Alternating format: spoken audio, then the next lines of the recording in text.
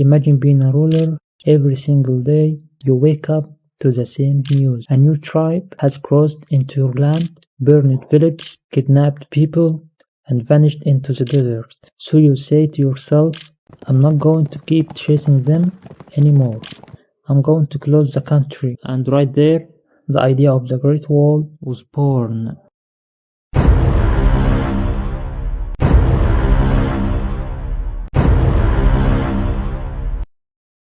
Assalamu alaikum warahmatullahi wabarakatuh and welcome to new story. Imagine this for a second. Imagine deciding to build a wall so long it stretches across half a continent, a wall that takes more than 1,000 years to complete, a wall that costs millions of human lives. Now here's the real question. What kind of civilization looks at that idea and says, yes, this makes sense? Today, we're not talking about a wall, we're talking about fear. About a civilization that decided to turn fear into stone. This is the story of the Great Wall of China, not as a monument, not as a tourist attraction, but as a mindset. The China you know today wasn't exist. There was no single state, no unified identity. Instead there were the state of Chao, the state of Wei, the state of Chen, and the state of Chou. Each one believed it was the rightful ruler. Each one was willing to destroy the others. And above all of that, there was something even more dangerous. From the north came nomadic tribes, people without cities, people without agriculture, people without fixed borders. They lived on horses, they survived through movement and raiding. The Chinese saw them as barbarians, savages, people who could never be civilized, but in reality, this wasn't a moral conflict. It was a conflict of lifestyles.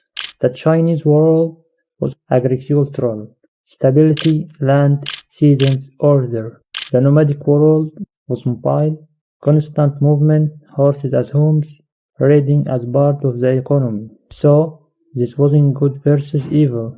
It was structure versus freedom, stillness versus motion, and motion is very hard to stop. Why did all the danger come from the north?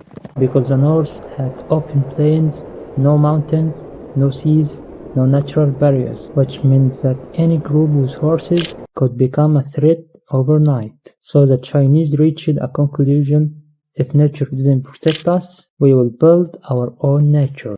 Chen Shi Huang was not a normal ruler. He was the first man to say, there are no kingdoms anymore. There is one state. He unified currency, laws, writing system, measurements, even the weights of cart axles.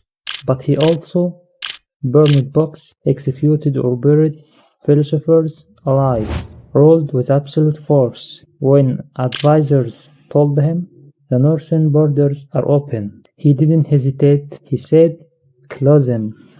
Did Chen Shi Huang invent the Great Wall? No, local defensive walls already existed. What he did was far more dangerous. He connected them. Instead of small, local defenses, he created a massive national project, a wall that represents the same idea as his laws and punishments. No deviation, no escape, no alternatives. The wall wasn't just physical, it was philosophical. The Great Wall wasn't built by engineers, it was built by people. Soldiers punished with forced labor, farmers paying a labor tax, prisoners and political dissidents. These people worked 12 to 16 hours a day, in mountains and deserts, with primitive tools. If someone collapsed, the work didn't stop. If someone tried to escape, the punishment didn't stop with him. Their families paid the price too. This is one of the most debated questions. There is no direct archaeological proof that bones were mixed into the bricks, but there is strong evidence that bodies were buried directly next to construction sites. Mass graves surrounded large sections of the wall, so even if the phrase, the wall is built from bones, is symbolic, the symbolism isn't exaggerated. There is a famous Chinese legend about a woman named Ming Jiangnu. Her husband was taken for forced labor. He died through building the wall. When she cried for him, part of the wall collapsed. The story isn't historically accurate, but it's emotionally accurate. It shows how the people saw the wall, not as a protection, but as a loss. The Great Wall wasn't always made of stone. In its earliest phases, it was built using rammed earth, wooden frames, layers of dirt and gravel. This made the wall easier to build, faster to expand, but also easier to destroy. Over time, as threats increased and technology improved, the wall evolved. Stone replaced dirt, bricks replaced wood, and with Ming dynasty, the wall reached its most advanced form. This version of the wall included thick stone bases, brick towers, parapets, defensive walkways. At this point, the wall stopped being a barrier and became a weapon system. The wall was lined with watchtowers, placed every few hundred meters. Each tower served multiple purposes: surveillance, communication, housing soldiers, storing weapons and food. From these towers, guards could monitor movement across the plains, respond quickly to raids, coordinate with nearby units. The wall was no longer passive, it was alive. Smoke and fire signals.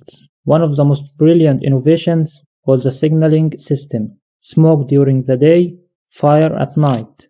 The number of smoke columns indicated the size of attacking force. For example, one column meant a small raid. Multiple columns meant a full invasion. This allowed messages to travel hundreds of kilometers in a matter of hours. In an age without electricity, this was revolutionary. The Great Wall came at an enormous cost, not just in lives, but in money. Expenses included paying soldiers, feeding workers, transporting materials, and constant repairs. To cover these costs, the state raised taxes. This caused farmers to abandon their land, widespread poverty, and internal unrest.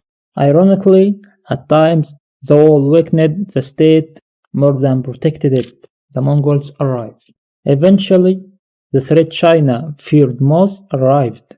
The Mongols. From their perspective, the wall wasn't a sacred line, it was a challenge. The Mongols relied on speed, mobility, coordination.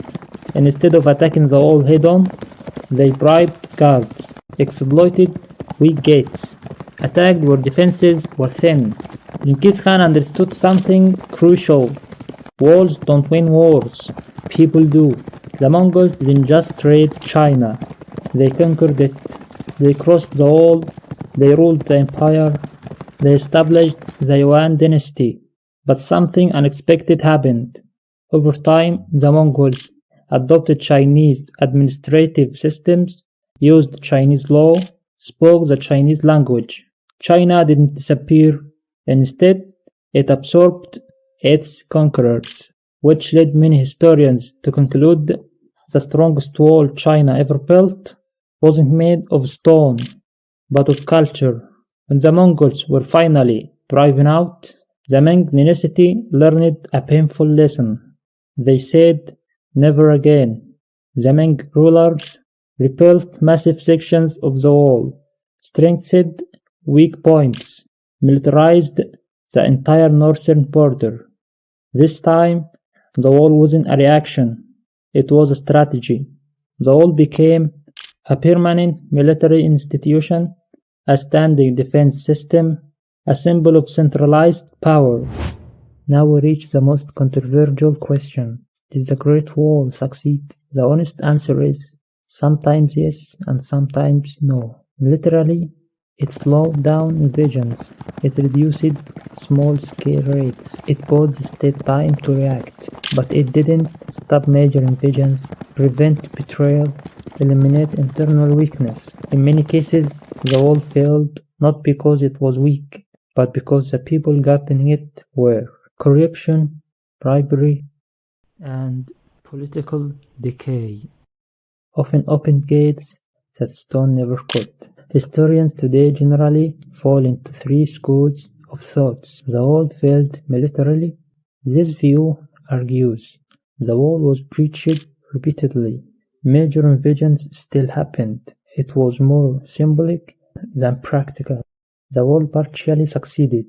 This perspective says it stopped small raids, it made invasions costly, it delayed enemies and bought time. The wall succeeded psychologically and culturally. This is the most widely accepted view today. According to this school, the wall created a clear national identity. It defined who belonged inside and who didn't.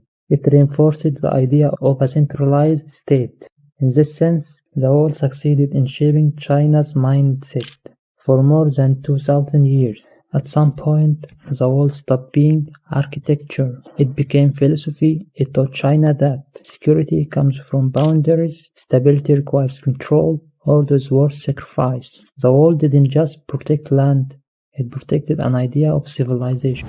Let's clear up some of the most common myths. The Great Wall can be seen from space. This is false. It cannot be seen with the naked eye from orbit.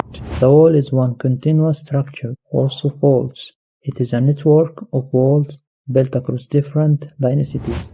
The wall was built in a single era, false again. Construction spanned over 2,000 years. The wall isn't one project, it is many projects stacked on top of each other. Today, the Great Wall is a national symbol, a tourist attraction, a source of pride. But modern narratives often leave out forced labor, human suffering, the cost paid by ordinary people. When history becomes a symbol, pain is visually edited out. The wall today represents endurance and unity, but it was built on loss and sacrifice. Why this story still matters? Because the Great Wall is an ancient history. It's a modern question. Does isolation create safety? Does massive state projects build strong nations, or do they hide deeper problems? China chose one answer. We will build a wall instead of changing the world around us. The Great Wall of China isn't just the longest wall ever built. It is the longest human attempt to say, this is who we are, and this is where we stop the world.